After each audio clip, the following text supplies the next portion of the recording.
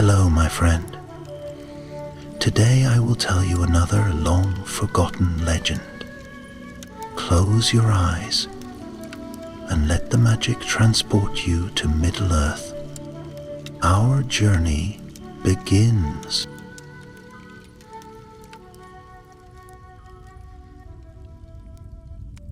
The stars of Middle-earth stretched vast and silver-bright above the lands that would soon be no more. Their light trembled upon the waves of the western sea, where the slow tides lapped at the broken shores of Beleriand. The world was quiet here, yet it was a silence filled with memory, a silence that held echoes of lost voices, of songs sung in halls now buried beneath the sea, and of oaths still whispered upon the wind. Among the ruins of a shattered land, a lone traveler walked beneath the weight of an unseen burden. His name was Aranon, a smith once of Gondolin, though Gondolin stood no more. His cloak was worn, frayed by long roads and restless wandering. His boots bore the dust of countless paths, and his hands, calloused, strong, spoke of years spent in craft. Yet now they carried only a single token of the past, a ring, thin and unadorned, the last gift of his kin before the hidden city fell to ruin. The night wind carried the salt of the sea and the scent of earth long turned to dust. Ardanon stood upon the cliffs where once a great forest had stretched, where Doriath had stood, realm of Thingol and Melian. The trees were gone, the halls empty, and the song of the nightingales had long since faded into shadow. But still the sea whispered, and in that whisper Aranon heard it again, the voice that had haunted him in dreams. Seek the light that lingers, seek the gleam of the Silmaril. The words were no longer a whisper in the night. They rang in his mind like a bell tolling across forgotten years, carrying the weight of fate upon their breath.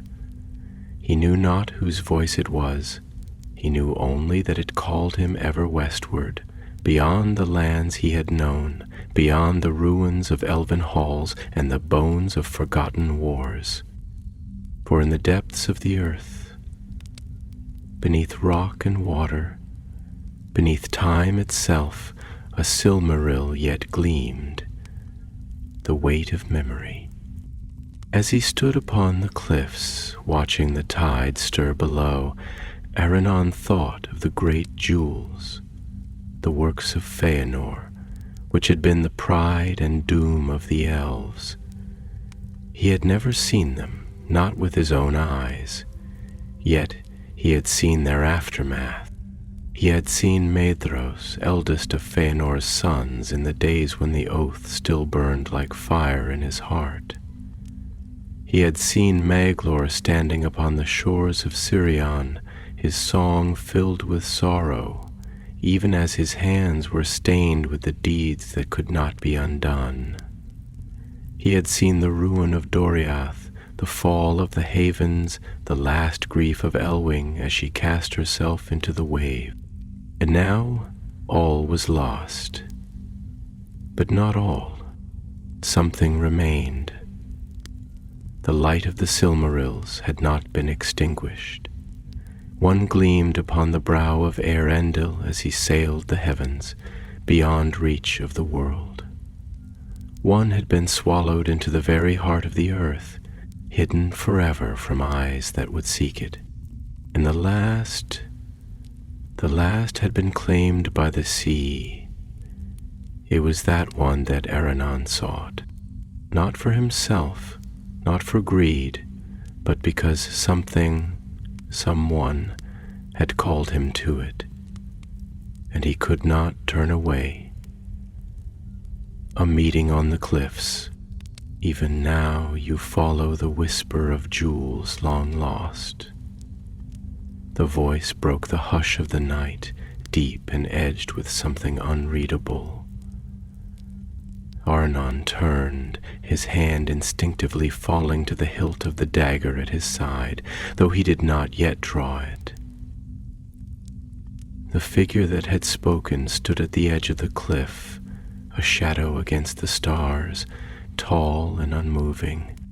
The moonlight caught the stranger's face, and in that moment recognition struck like a blade.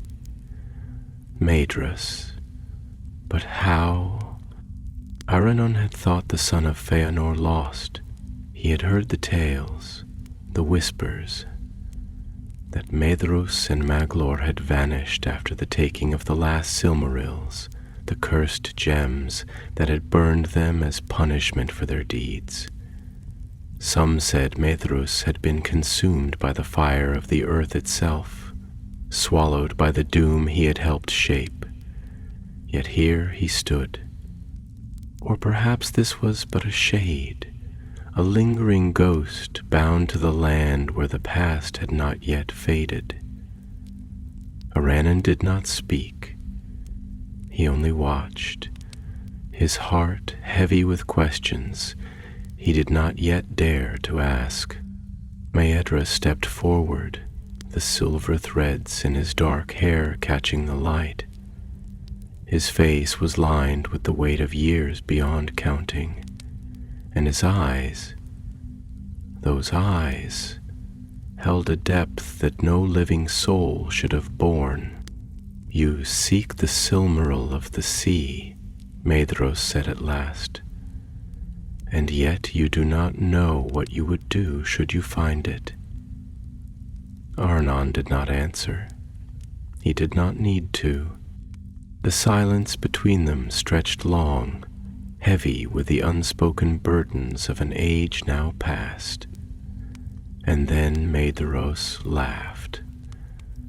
Low, bitter, a sound that did not belong to joy. "You are not the first to search," he said, "and you will not be the last. The sea does not give up its treasures easily. Nor does fate bend to the will of those who seek to mend what has been broken." Aranon hesitated, but at last he found his voice. "I do not seek to mend the past. I only seek to understand it." Maedhor's gaze was sharp, as if searching for something in Aranon's words.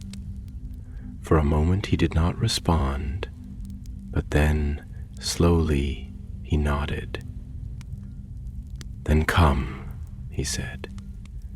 "If you would chase the echoes of a lost age, you will not do so alone."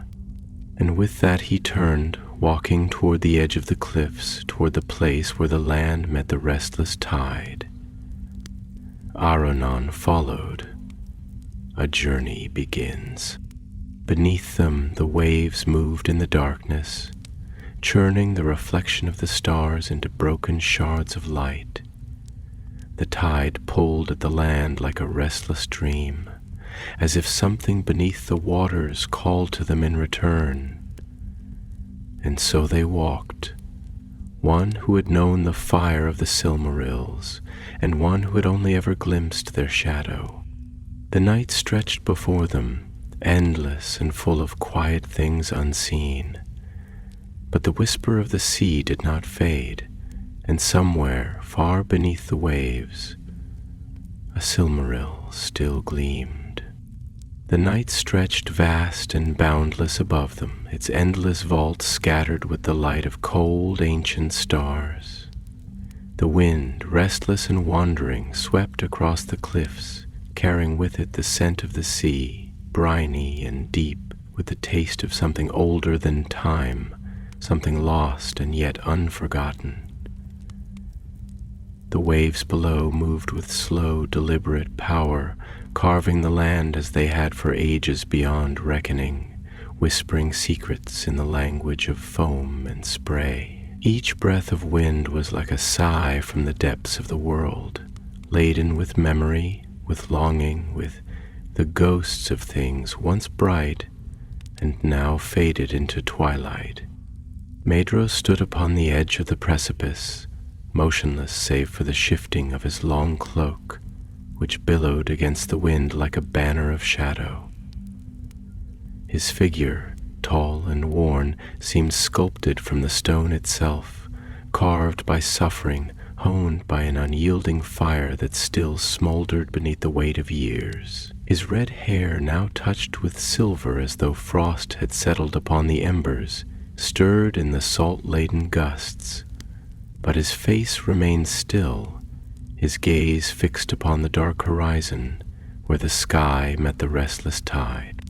Aranon stood a pace behind him, feeling the weight of the moment press upon his spirit like the hush before a storm.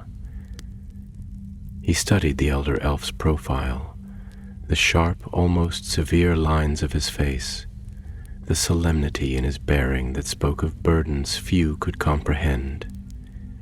And yet, beneath the unyielding exterior, beneath the armor of time and loss, there was something else, something deeper, more elusive, a sorrow too vast to be named, a wound so deep it had ceased to bleed and instead had turned to stone within him. The silence stretched between them, long and unbroken, until at last Maedhros spoke.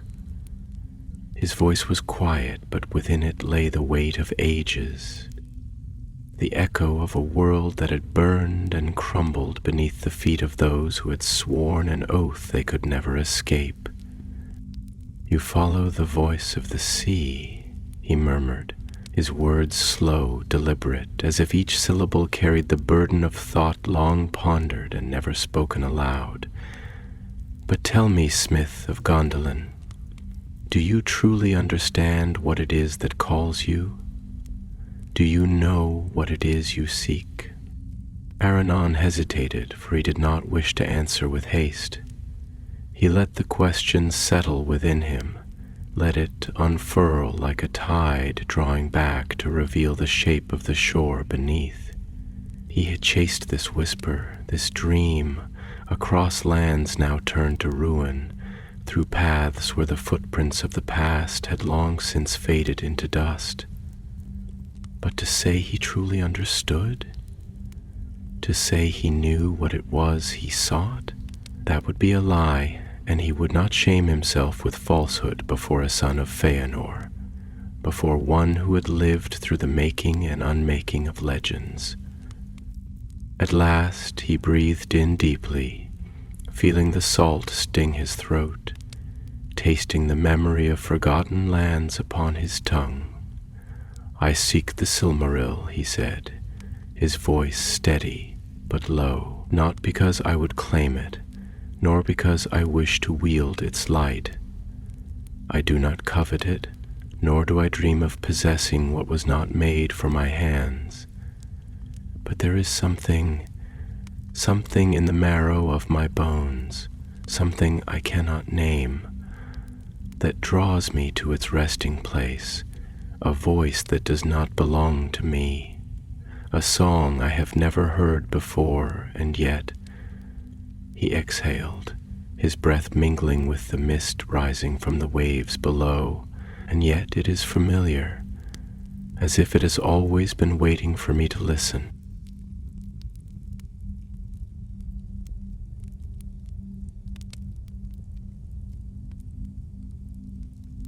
Maedhros did not move, but his gaze shifted, sharp as a blade of elven steel.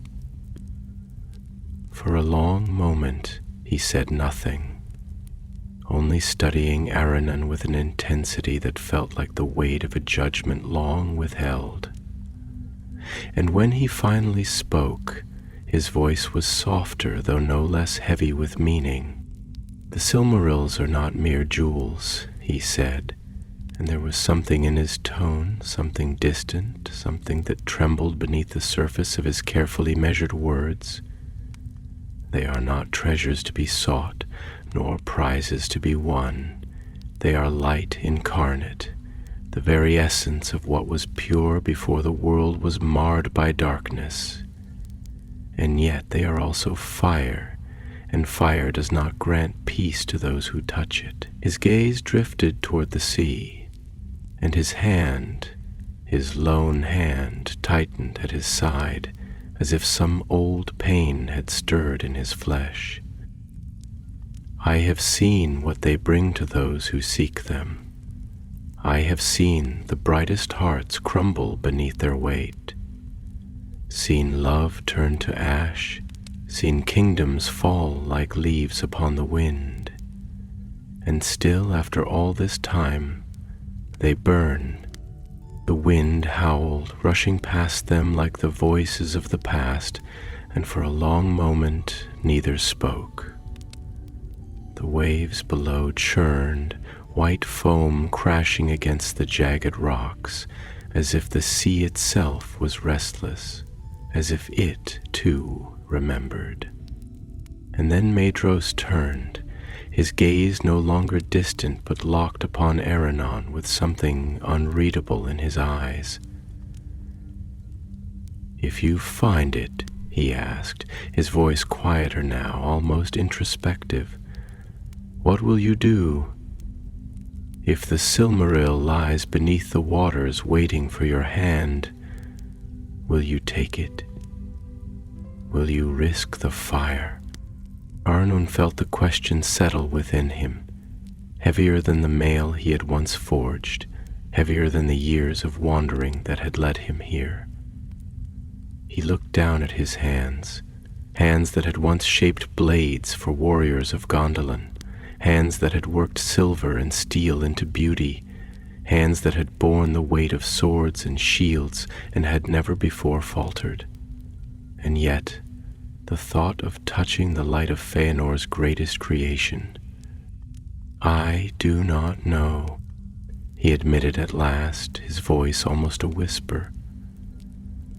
"I would like to believe that I could let it be, that I could look upon it and leave it where it rests. But who am I to say what I will do when I have not yet stood before it?" Maedhros gave a small, bitter smile, and it was a strange thing to see upon his face, a flicker of something that might once have been weariness, or wisdom, or regret. "You are wise," he murmured, "wiser than many who have sought the Silmarils before you. Perhaps that is why the sea calls you." He turned once more, his gaze sweeping over the darkened waters below. "Come, then," he said. "Let us go where the waves will take us. Let us see what fate has woven into the tide." Aranon nodded, feeling the wind press against his back, as if urging him forward, and as they descended the cliffs toward the waiting shore, the sea whispered once more. The Silmaril gleamed in the depths, waiting, and the world watched. The cliffs sloped downward in jagged terraces, each level carved by the slow, tireless hands of time and tide. The rock was dark and worn smooth in places, gleaming faintly beneath the wan starlight, while elsewhere it was fractured and sharp, its edges speaking of lands once whole, now broken. The sea stretched vast before them, its surface shifting restlessly, a mirror shattered into 1,000 moving fragments of silver and ink. The waves came in long, unhurried swells, as if the ocean itself had settled into a deep and thoughtful breathing, drawing forth secrets from the depths and exhaling them into the night air. The scent of salt lay thick upon the wind, mingling with something deeper, something old, as though the very bones of the world were exposed here at the rim of Middle-earth, where land met the endless unknown. They descended in silence, Maedhros leading, his pace steady and measured, Aranon following, each step taken with the caution of one who knew that the ground beneath his feet was not merely stone, but the remnants of an age long past. Every crack in the rock seemed to whisper. Every gust of wind carried the voice of something lost, something waiting, and always, beneath the ever-moving surface of the sea, there was the glimmer of something unseen. A gleam that was not moonlight nor starlight, but something older, something living. At last they reached the shoreline, where the cliffs gave way to a long expanse of black sand, smooth and fine as sifted ash. Here the waves lapped with a quiet, measured rhythm, leaving behind mirrored trails of water that caught the light for a brief moment before fading into the vast darkness of the shore. Driftwood lay scattered along the tide line, tangled with seaweed that clung like fingers grasping at the remnants of the past. Medros stood at the water's edge, gazing out toward the dark horizon, his cloak stirring against the night air, his posture unmoving as though he were carved from the very rock of Beleriand itself. His one hand hung loose at his side, but there was tension in the fingers, a tightness in the set of his shoulders, a restraint that seemed almost unnatural, as if some great force within him struggled against the weight of 1,000 unspoken thoughts. At last he spoke, his voice low and measured, yet filled with something deeper than mere words could contain. "The sea does not forget," he murmured, more to himself than to Aranon, though the younger elf listened as though the wind itself had fallen silent to let these words take shape. "It does not remember as we do, in stories told and retold, in griefs written upon the heart and carried through the years. It remembers differently. It carries what is lost, takes what is given, but never returns unchanged. What it holds forever." He fell quiet for a moment, then exhaled, slow and deliberate. "Even light drowns in its depths." Aranon stepped closer, his boots pressing into the damp sand, the grains shifting subtly beneath his weight. "And yet," he said after a long pause, his voice thoughtful, "light is not so easily extinguished. A flame can be buried beneath earth and stone, but if even the smallest ember remains, it may yet be kindled anew. Perhaps the sea does not forget because it is not meant to. Perhaps it holds not only what is lost, but what must one day be found." Medros turned slightly, his gaze sharp, assessing, searching for something in Aranon's face, some measure of understanding that went beyond mere words. Then, with a faint, weary smile, one that barely curved his lips but lingered in his eyes like the memory of distant fire, he inclined his head. "You speak as one who has not yet seen the fire consume," he said, "as one who believes in the mercy of fate." He looked out over the water again, his expression unreadable. "Tell me, Smith of Gondolin, do you truly believe that the past can be redeemed? That what was lost may yet be restored?" Aranon hesitated. It was not an easy question, nor one to be answered lightly. He had seen too much, walked through the ruins of too many great halls, traced his fingers over walls that still bore the marks of desperate battle, of blood spilled and hopes shattered. He had seen the ghosts of fallen kings in the broken stones of Nargothrond, heard the echoes of lost songs in the silence of Doriath.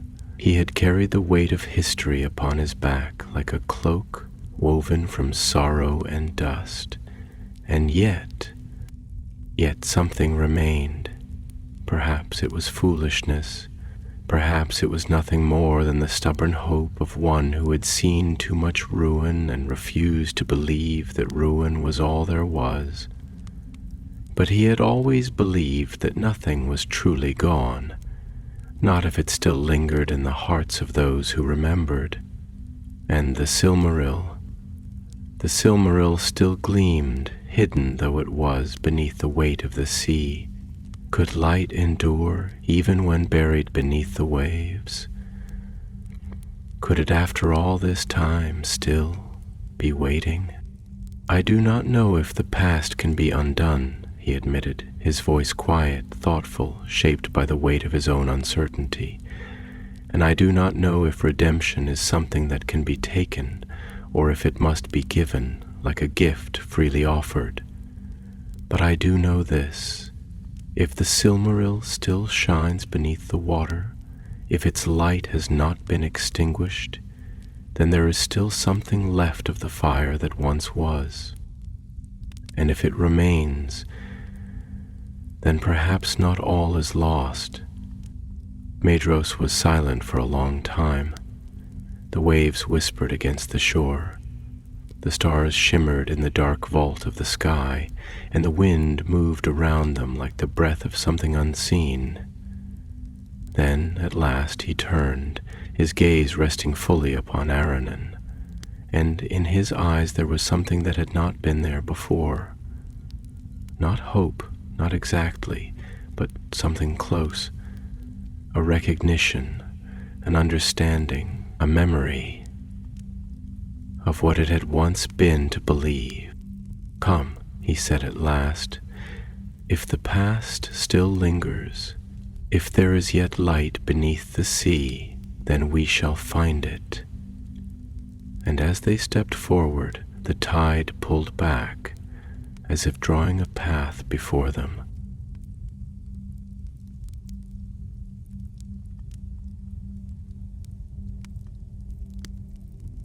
The journey had begun. The sea stretched before them, dark and restless, an expanse without end, its surface shifting beneath the breath of the night wind. The moonlight fell in slanted silver beams, catching upon the waves and casting them in shifting layers of pale luminescence and fathomless black. The tide murmured ceaselessly, its voice ancient and unyielding, whispering of things lost beneath its ever-turning depths, of kingdoms swallowed by time, of jewels that still gleamed in the abyss where no hand could reach. And yet, standing upon the edge of that boundless expanse where the land met the unknowable, the two figures who gazed into its shimmering heart were not mere travelers seeking relics of the past, but something more, something suspended between memory and fate, between fire and water, between what had been and what might yet be. Maedhros did not speak for some time. His gaze, steady and unwavering, was fixed upon the horizon, though whether he was looking upon the path ahead or staring through the veil of years that lay behind him, Aranon could not tell. The son of Feanor stood with the stillness of one who has spent long years weighed beneath the burden of unbroken thought, and there was a gravity in his silence, a quiet that was not emptiness, but the echo of something vast, something that had once burned too brightly and had since turned to embers. His lone hand curled slightly at his side, fingers tightening, then relaxing, as though they sought to grasp something unseen, something that had long since slipped beyond reach. At last his voice came, low and deliberate, each word carrying the weight of time and sorrow, and though he spoke softly, the sea itself seemed to hush for him, as if even the waves bent to listen. "Do you know what it means to hold fire in your hands, Aranon?" he asked, not turning his gaze from the water, his tone neither accusing nor expectant, but merely reflective, as though the question was one he had asked himself many times before. Not the fire of the forge, not the flame that yields to the will of its maker and bends to purpose, but something greater, something beyond mastery. A fire that is not meant to be controlled, nor possessed, nor shaped, but that simply is. A fire that is its own law, its own purpose, its own doom. Arundon hesitated, not because he lacked an answer, but because he knew instinctively that the question was not meant to be answered easily, nor with mere words. He had held fire before in his own way, had shaped it upon the anvils of Gondolin, had watched it dance upon molten metal, had felt its warmth flickering upon his skin as he worked. But that was not what Maedhros spoke of. The fire of the Silmarils was something else entirely, something pure, something that neither obeyed nor yielded, something that burned not because it was commanded to, but because it could do nothing else. It was light that could not be dimmed, a radiance that knew neither mercy nor restraint. And to hold such fire, to seek it. He exhaled, his breath mingling with the salt air, and when he spoke, his voice was measured, careful but not uncertain. I do not know if any can truly understand such fire unless they have held it, he said at last, his words slow, not because he doubted them, but because he wished to give them their due weight. And perhaps not even then. But I know that fire is neither good nor evil. It simply is. It is creation and destruction, warmth and ruin, a gift and a curse. And those who reach for it must know that it does not grant its light freely. The question is not whether it can be held, but whether one is willing to bear the cost of doing so. Maedhros turned his head slightly, his gaze flickering toward Aranon, something unreadable in his eyes, something that might have been curiosity or perhaps recognition. There was a long pause before he spoke again, and when he did, there was something almost distant in his voice, as though he were recalling words spoken long ago, words that still lingered, unforgotten.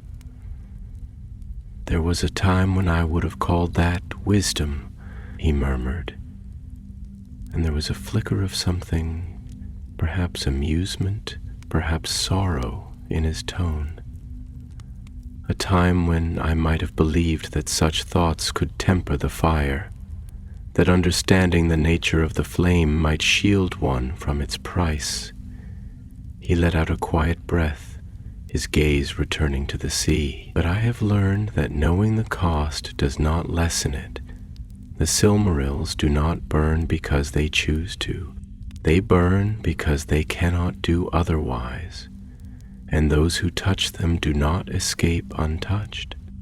Aranon watched him for a long moment, noting the slight tension in his posture, the way his shoulders carried a weight that could not be seen, the way his hand, though still, seemed to remember the grasp of something that had once burned too bright for any mortal or immortal hand to bear.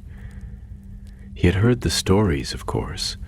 All of Middle-earth knew them. He had heard of how the sons of Feanor had sworn the oath that had bound them to ruin, how they had pursued the Silmarils to the ends of the world, how in the end they had found them only to suffer for their claiming. He knew of how the gems had rejected their hands, searing them, turning their touch away, as though even their light could not bear the weight of so much blood. And yet, to stand beside Maedhros now, to hear his words not as legend but as truth, spoken by one who had lived it, was something else entirely. For a long moment neither spoke. The wind stirred the sand in ghostly spirals, the sea whispered against the shore, and above them the stars gleamed cold and distant, their light untouched by the sorrow of the world below. Then Medros moved, stepping toward the water, his boots sinking slightly into the wet sand as the tide washed over them, soaking the hem of his cloak. He stood there for a moment, letting the sea move around him as though listening, as though waiting.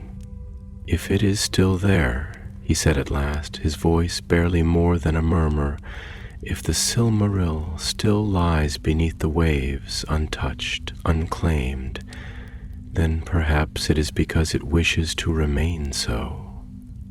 His lone hand curled slightly at his side, then stilled. Perhaps it does not wish to be found. Aranon took a slow step forward, feeling the chill of the tide reach his own feet, feeling the pull of the water against him, the soft resistance of the world that had never belonged to him. "Then why does it still call?" he asked, his voice quiet but steady. "Why does the sea whisper of it if it wishes only to be forgotten?" Medros was silent for a long time, and when he turned to look at Aranon again, there was something in his eyes that was neither answer nor certainty, but something deeper, something that could not be put into words. "Because fire does not die," he said at last, his voice like the shadow of a memory, a thought that had long haunted him. "And light does not fade even in the depths of the sea." The waves moved around them, the wind curled between them, and beneath the vast, unbroken expanse of the night sky, the journey into the unknown began. The sea stretched vast and formless before them, a great expanse of shifting silver and endless shadow, its surface stirred by unseen hands that shaped the restless tide. The wind, cold and insistent, whispered across the water, carrying with it the salt-heavy breath of distant lands, of forgotten shores where time had ceased its turning. The waves lapped at the shore with quiet, deliberate patience, as though they had all the ages of the world to wait, as though they knew that sooner or later all things would come to them, drawn by the inevitable pull of the depths. And standing upon the threshold of that vast and boundless expanse, Medros and Aranon seemed small, their figures dark against the moonlit sand, like two shadows waiting upon the edge of some great design, figures not yet written into the fabric of fate, but standing close enough to feel its breath. The silence between them was heavy, not with hesitation but with thought, with the weight of unspoken words that had not yet found their form, and beneath it all, beneath the hush of wind and water, there was another sound. A whisper, faint as a memory, distant as the light of the stars above them. The whisper of the Silmaril, the echo of something that had never truly been lost. Medros stood with the tide washing over his boots, the water rising and retreating like a living thing, cold against the warmth of his skin, as if the sea itself sought to draw him inward, to pull him into its quiet embrace. His expression was unreadable, but in his eyes there was something ancient, something that had looked too long into the abyss and had found in it a reflection of itself. The weight of centuries lay upon his shoulders, though he bore it without complaint, as if he had long since accepted that it could not be set down. And yet, as he gazed out upon the restless water, as he listened to the quiet voice that called from beneath the waves, there was something else, something almost like recognition, like the ghost of an old certainty long since abandoned. At last he spoke, his voice quiet but rich with meaning, with thought that had been shaped by long years of reflection. "Do you know what it is to be bound to something, Aranan?" he asked, his words slow, deliberate, each one carrying the weight of old wounds, of promises that could not be undone, not by choice, nor by will, nor by any desire of your own, but by something greater, something deeper than flesh or thought. To be tied to a thing not because you love it, not because you wish for it, but because it has been written upon the very fabric of your being, and to sever it would be to sever yourself. To feel its presence in every step, in every breath, to know that even if you turn away, even if you close your eyes and try to forget, it will remain, waiting, unyielding, forever calling you back to it. He exhaled, slow, steady, his gaze fixed upon the horizon. That is what it is to be bound to the Silmarils. That is what it is to bear the weight of my father's fire. Arlen did not answer immediately, for the words were not ones to be met with haste. He let them settle within him, let them stir through the chambers of his mind, through the quiet places of his heart where his own doubts and convictions lay entwined. He had known longing before, had felt the pull of the unknown, the whisper of things unseen. He had walked the ruins of Gondolin with the ghosts of memory pressing close at his side, had traced his fingers over the cold stone of fallen halls and wondered if the past had truly been buried, or if it still lingered, waiting to be found. But what Medros spoke of was something else entirely, something not of longing, but of bondage, of a fire that could not be extinguished, no matter how deeply it was buried. At last he breathed in, deeply, tasting the salt upon the air, feeling the cool bite of the wind against his skin. "I do not think I can claim to understand such a thing," he admitted, his voice quiet but steady, each word carefully chosen. "Not as you do, not as one who has lived beneath its shadow, but I have seen something of it. I have seen what it leaves behind." He turned his gaze toward Medros then, meeting the elder elf's eyes with an honesty that held no presumption, only understanding. "I have seen it in the halls that no longer stand, in the songs that are no longer sung. I have seen it in the faces of those who have lost and who cannot let go, in the way they carry their past as though it is a thing that lives inside them, shaping their every thought, their every step. I have seen it in you." For a moment Medros said nothing. Then, slowly, a faint smile ghosted the edge of his lips, a thing so small it might have been mistaken for nothing at all, but in his eyes there was something that flickered like an ember long thought extinguished. "You see much," he said, and there was no mockery in his tone, only quiet acknowledgement. "Perhaps more than you should." His gaze drifted back to the water, and his expression shifted, thoughtful, distant, as though he were looking not at the waves, but at something far beyond them. "The Silmarils do not choose," he said, his voice barely above a murmur. "They do not call because they wish to be found. They do not burn because they seek to harm. They simply are, and those who come to them do so not because they are worthy, not because they are meant to, but because they cannot do otherwise." Aranan watched him for a long moment, then turned his gaze to the sea, to the endless black and silver that stretched before them. "Then why do we stand here?" he asked, and his voice was neither challenge nor doubt, but simple curiosity, simple reflection. If the Silmaril does not choose, if it does not call, then why does the sea still whisper of it?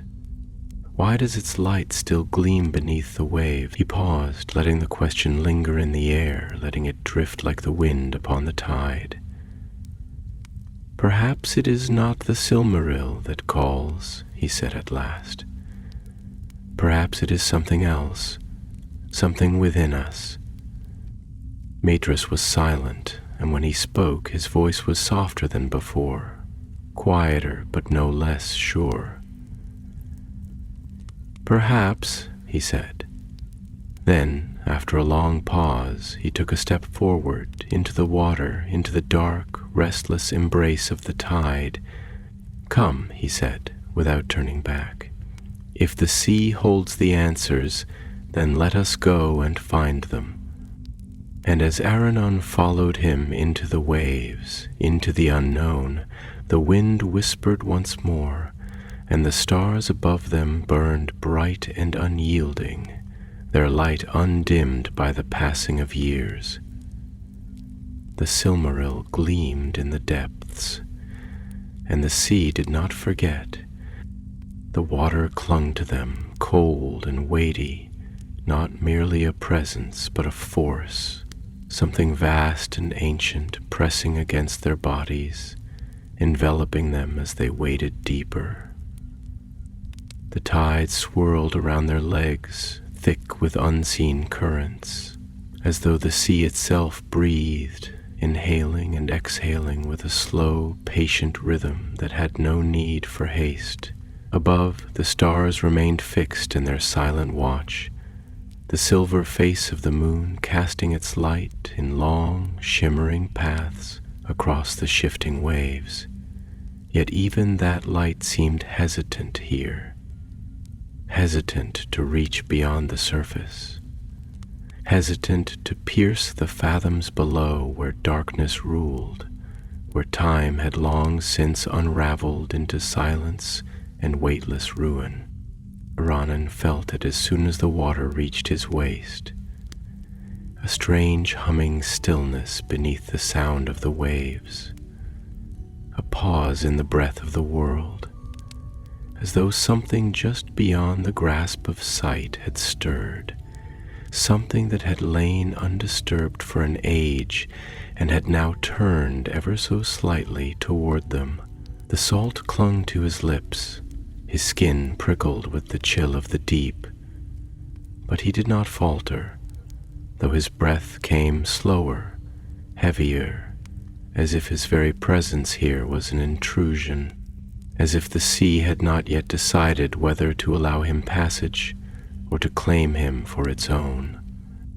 Maedhros, ahead of him, moved with a certainty that seemed unnatural, though whether it was the certainty of purpose or of resignation, Aranon could not yet tell.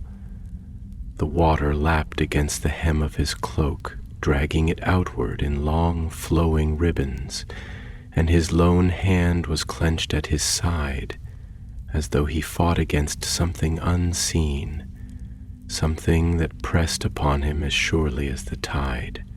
He had said little since stepping into the water, his gaze fixed always forward, his movements deliberate, methodical, as if following a path that only he could see, a path that had long ago been set in motion and could not now be turned aside. At last, when the sea had risen to their chests, he spoke, though he did not turn. His voice was lower now, quiet in a way that was not meant to be unheard, but that carried the weight of reflection, of something that had been carried for too long in silence.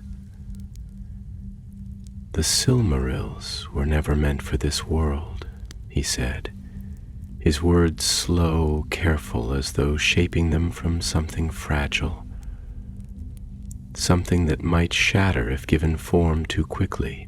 They were made from the light of a place that does not belong to the land we walk, nor to the waters that claim it now. They are not of Middle-earth, nor even of the hands that wrought them, not truly. And yet we have spent our lives chasing them, seeking them as if they were ours to take, as if they were things that could be held in mortal grasp without consequence. He exhaled, a breath that seemed to carry more than air, as if something unspoken had been loosed from within him. But fire does not belong in the depths, and yet here we stand. Aranon hesitated, not because he did not know how to answer, but because he knew that his words would not be enough, not in the way that Maedhros needed them to be. And yet he could not leave the silence unfilled.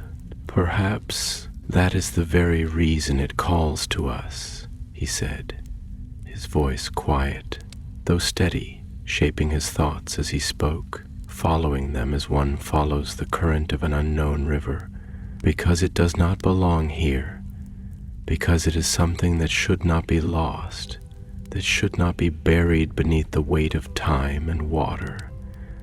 Light does not surrender so easily to the dark. Perhaps it is not meant to." He looked toward Maedhros then, searching for something in his face, though it remained unreadable, carved by years beyond counting, by griefs too deep for speech. "And perhaps," he continued, "neither are we." Maedhros was still for a moment, and then slowly he turned, his eyes meeting Aranon's, and in them was something that had not been there before. Not quite hope, nor yet belief, but something on the edge of both, something that stirred, faint and uncertain, beneath the weight of what had been lost. "You speak as one who has not yet known the full price of fire," he said, though there was no reproach in his tone, only quiet acknowledgement. "And perhaps that is why you are still able to speak of it so." The wind rose suddenly, a sharp gust that carried the scent of brine and the distant breath of unseen shores, and the waves surged against them, their rhythm breaking, as though something beneath had shifted, as though the sea itself had heard and had answered in kind. The water swirled around their legs, restless, insistent, and for the first time Aranon felt it more keenly. The pull, the whisper, the subtle, inexorable calling from beneath, deeper than thought, deeper than words. The Silmaril was there.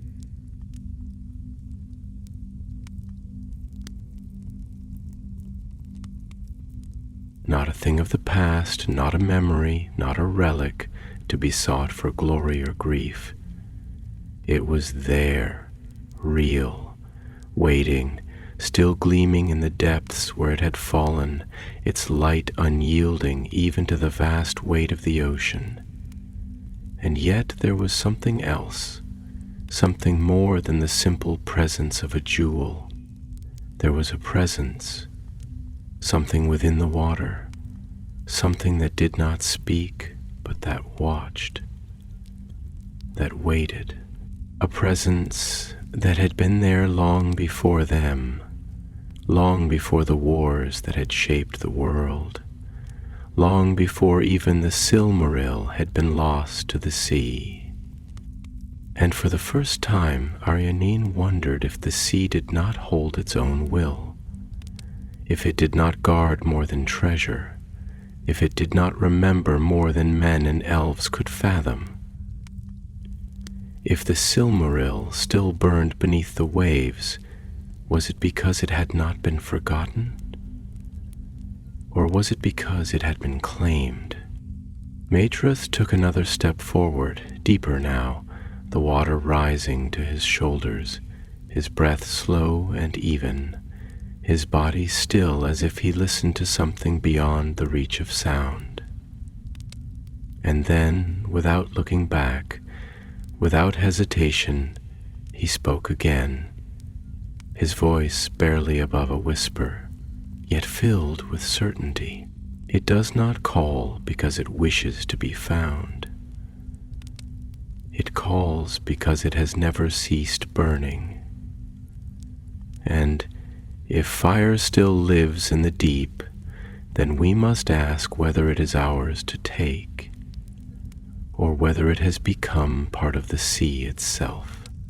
The tide surged around them, the waves pressing inward, and the light beneath the water flickered, not dimming, but shifting as though something in the very bones of the sea had stirred.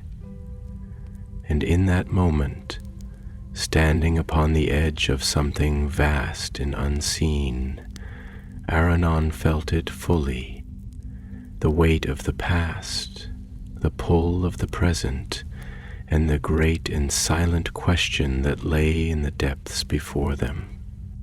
Were they seeking the Silmaril, or had it been waiting for them? And as the wind howled around them, as the tide pressed against them, as the moon cast its pale and knowing gaze upon the restless waters, the sea did not answer. The sea did not need to. The water had swallowed them now, dragging them into its cold, endless embrace. A world without sky, without land, without time. The air that had filled their lungs was gone, surrendered to the deep, and in its place was silence.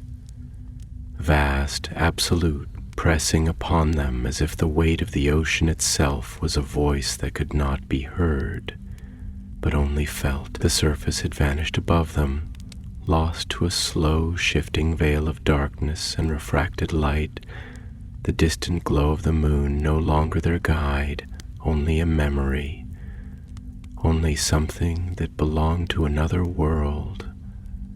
And still they descended. The sea wrapped itself around them, thick and unyielding, no longer merely water but something heavier, something living, a thing with memory, with patience, with an eternity in which to wait. The pressure tightened, creeping against their bones, yet the sea did not crush them.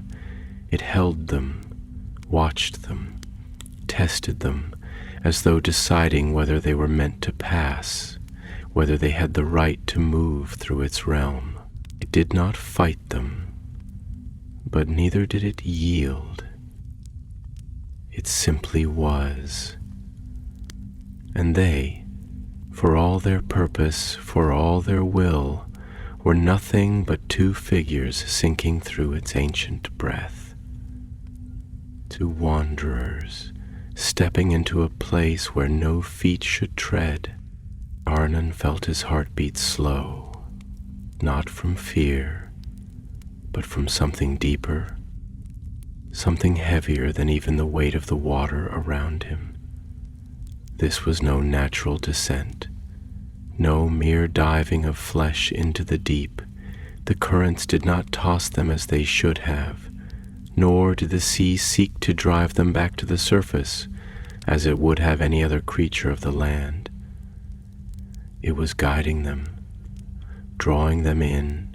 It was as though the sea itself had claimed this path, as though it had shaped the road beneath its waves, not in stone or sand, but in movement, in depth, in silence. And they, whether by fate or folly, had become part of it.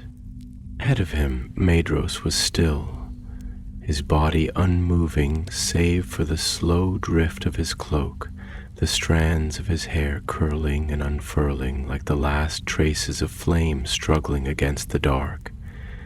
His expression was unreadable, his features distant, untouched by fear, untouched by haste, as though he had left behind the burden of breath, as though he had stepped beyond the limits of flesh and was now something else entirely. Yet his eyes burned like embers beneath the sea, and Aranon knew, even without words, that whatever waited for them in the depths, Maedhros had already seen it, not with his eyes, but with something deeper, something that had never stopped looking, never stopped searching, even after all else had been lost. At last, when they had drifted so far that the world above seemed nothing more than a forgotten dream, Maedhros turned, his voice a thing that should not have been possible in the water, yet it reached Aranon as though carried upon the very currents that bore them downward. "Do you feel it?" he asked, and though the words were simple, they carried weight, a weight that settled into Aranon's bones, pressing against his spirit more than against his flesh. "Do you feel the way the sea does not resist us? How it does not push us back, does not seek to drown us, nor to consume us? How it only watches, only waits?" His gaze did not waver, but there was something behind his eyes, something that had not been there before, a flicker of understanding, of recognition, of something that had not yet taken shape but had begun to stir. "We are not searching for it," he continued, his words slow, steady, shaped by long thought. "It is searching for us." Aranon did not answer at once, for he did not need to.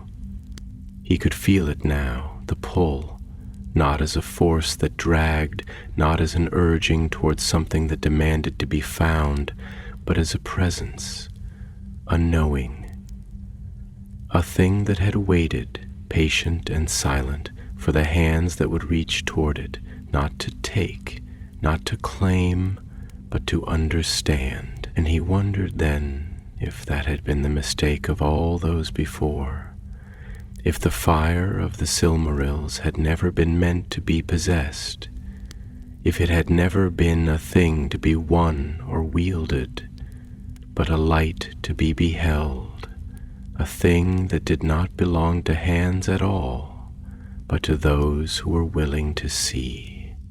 The darkness deepened around them, but it was no longer empty. Shapes moved beyond the reach of sight, vast things that had never known the air above, creatures that did not fear the dark, but had been shaped by it, had become one with it. And yet, they did not come near. They lingered only at the edges, watching, waiting, as though they too knew, as though they too understood that something more ancient than themselves lay ahead, something not of their world, something that did not belong even to the deep. Then at last the blackness began to shift, not dispersing, not breaking, but thinning, softening, as though the very nature of the water had begun to change.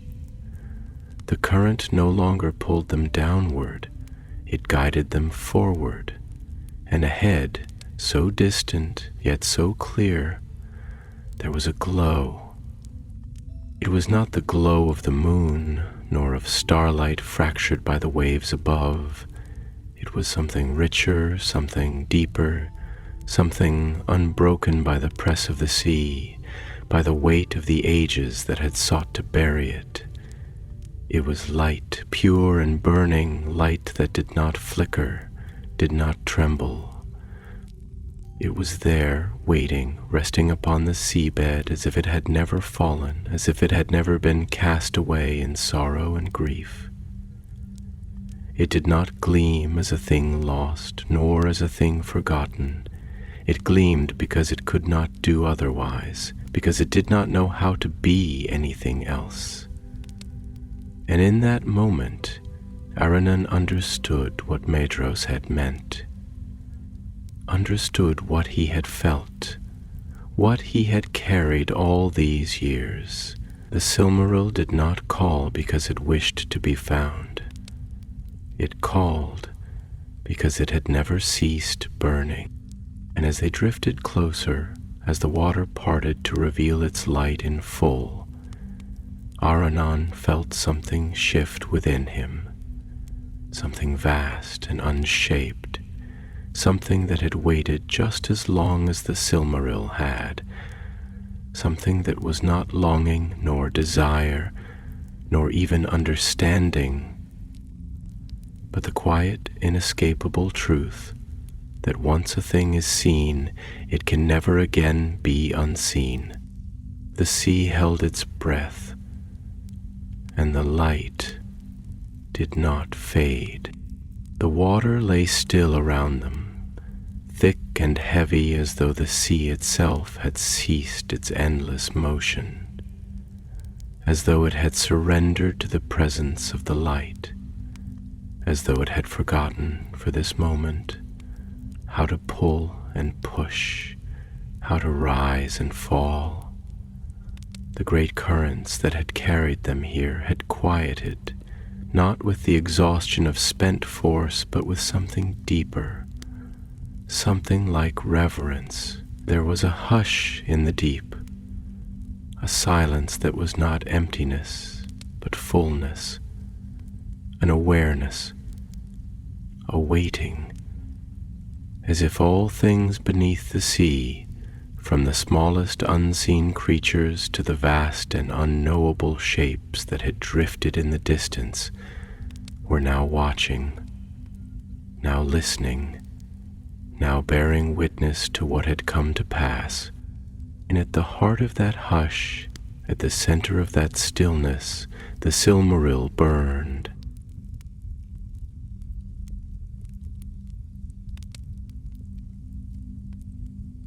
It rested upon the seabed, nestled in a hollow of smooth, pale stone, as though the very earth of the ocean floor had shaped itself around it, had cradled it for all these long years, keeping it untouched, unclaimed.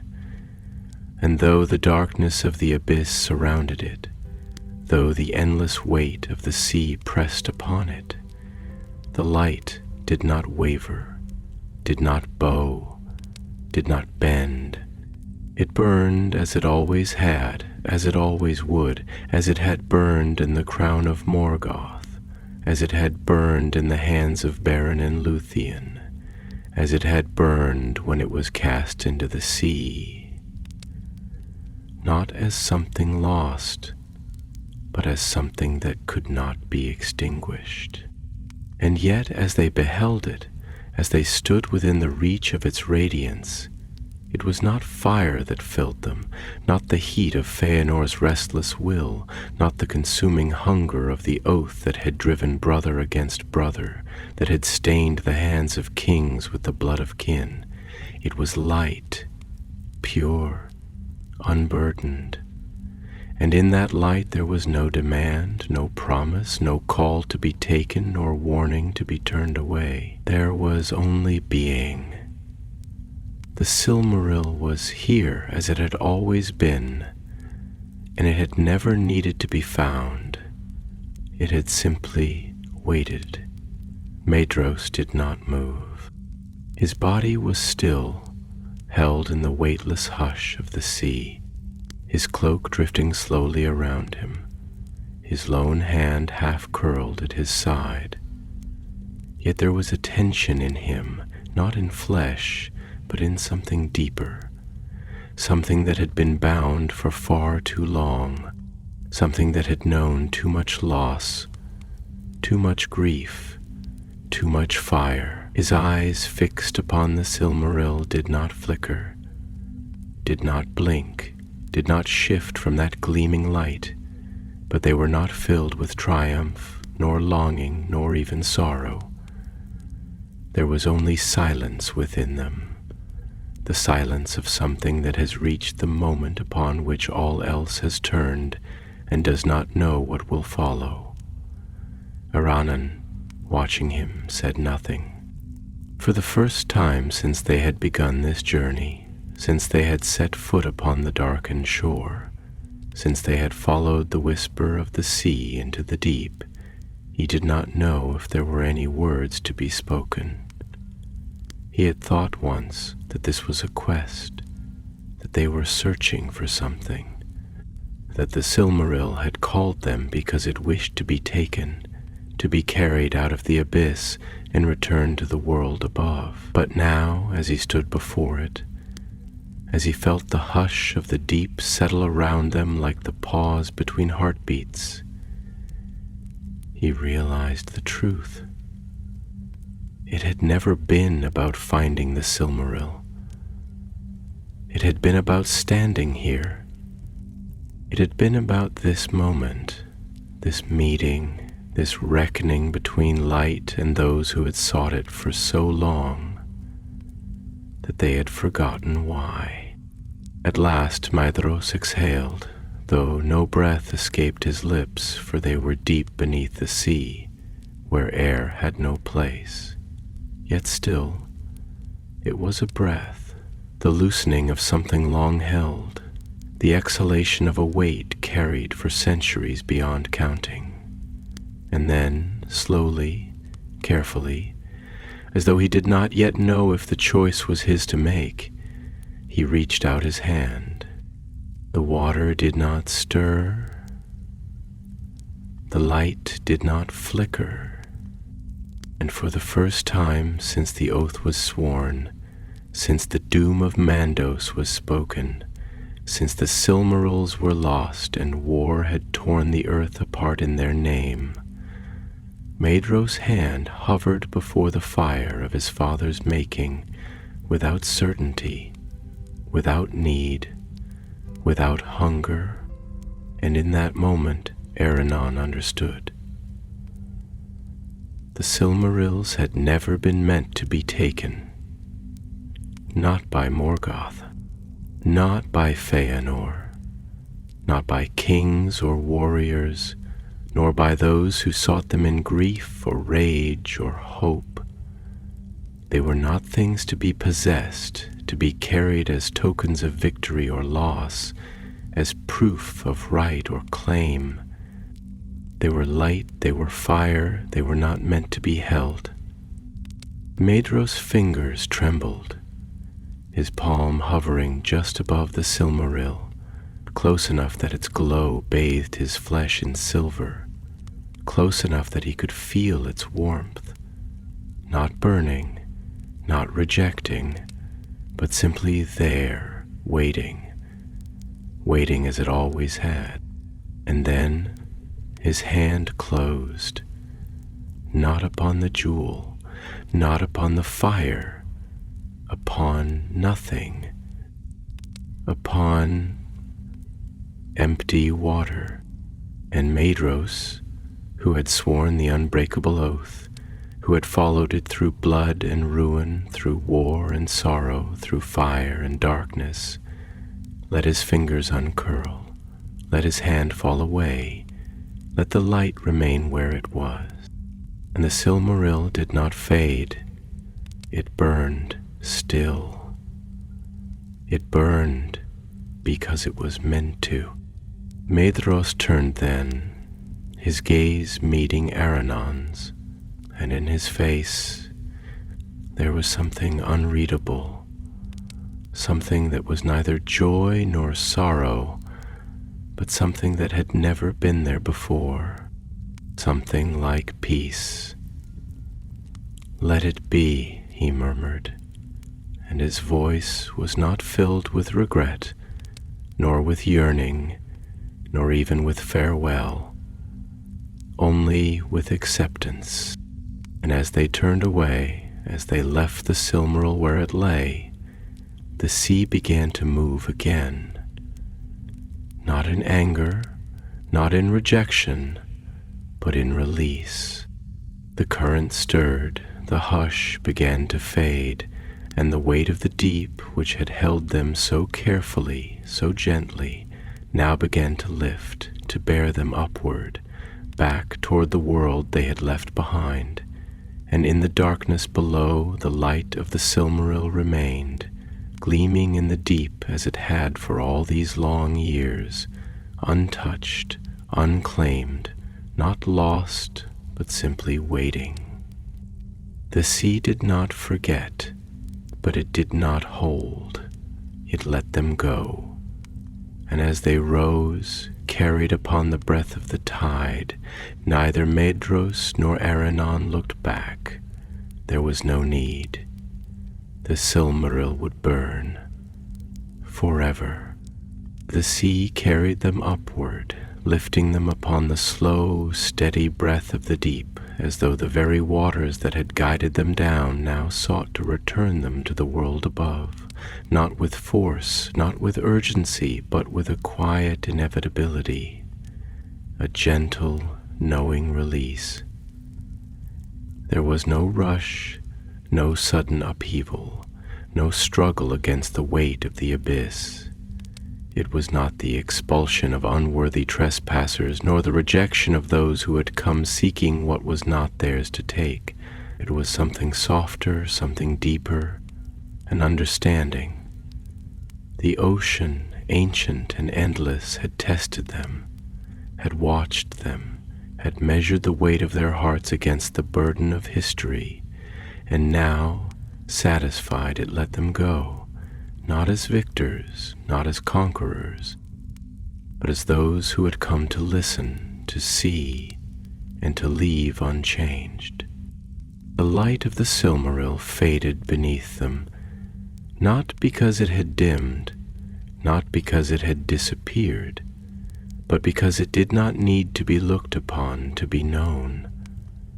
It remained, deep in the heart of the sea, untouched, unclaimed, not lost, but waiting, as it had always waited. And Medros, who had spent his life in pursuit of that light, who had followed it across battlefields and bloodshed, who had burned beneath the fire of his own oath, did not reach for it, did not turn his gaze downward, did not let his thoughts linger upon what might have been, upon what once was. Instead, he let it slip from his vision, let it sink from his mind like the ebbing of a tide. Let it pass from his hands without regret, without grief, without the weight of longing that had once shaped every breath, every thought, every moment of his existence.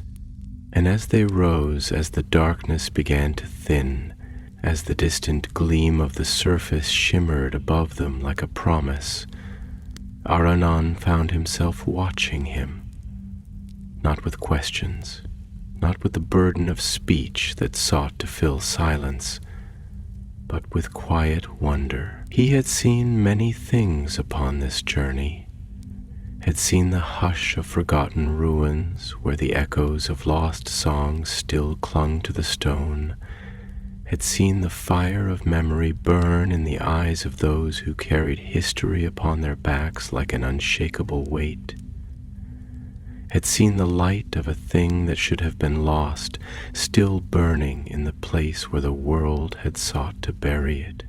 But nothing had struck him so deeply, nothing had left such an imprint upon his spirit as the sight of Medros, rising now through the dark waters, not as a man freed from chains, not as a warrior unburdened of his oath, but as something more, something quieter, something almost whole.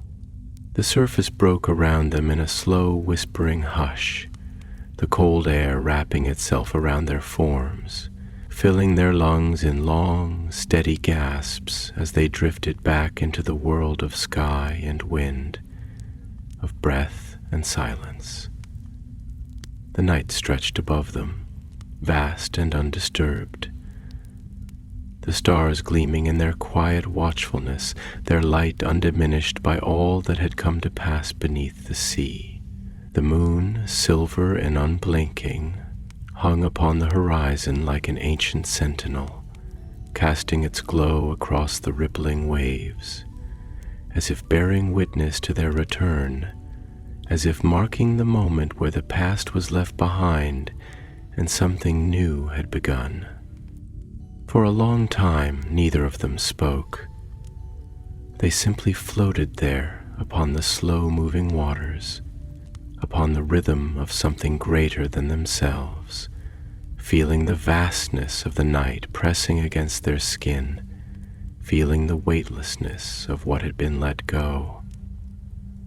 It was Medros who moved first, turning toward the distant shore, his strokes slow, unhurried, his limbs cutting through the water with the ease of someone who had known the depths and had no fear of them. Eredin followed, his body moving with the same quiet rhythm, though his mind was restless, filled with words he did not know how to shape, with thoughts that had not yet found their form.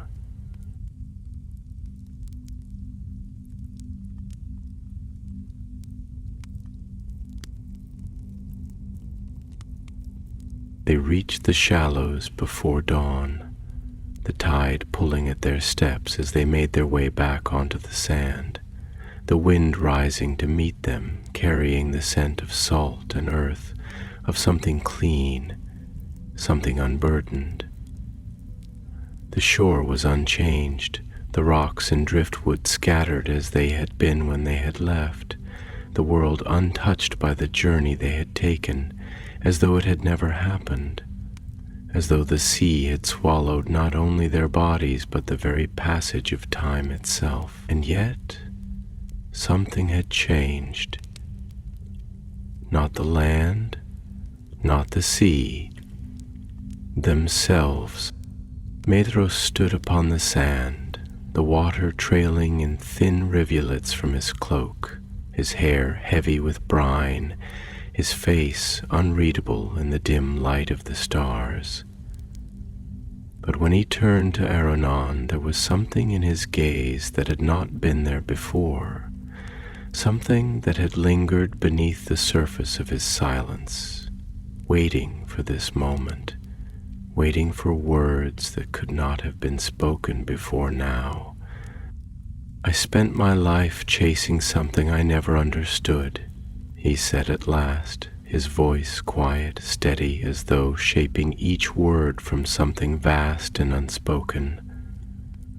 The oath bound me, yes, but more than that, it consumed me.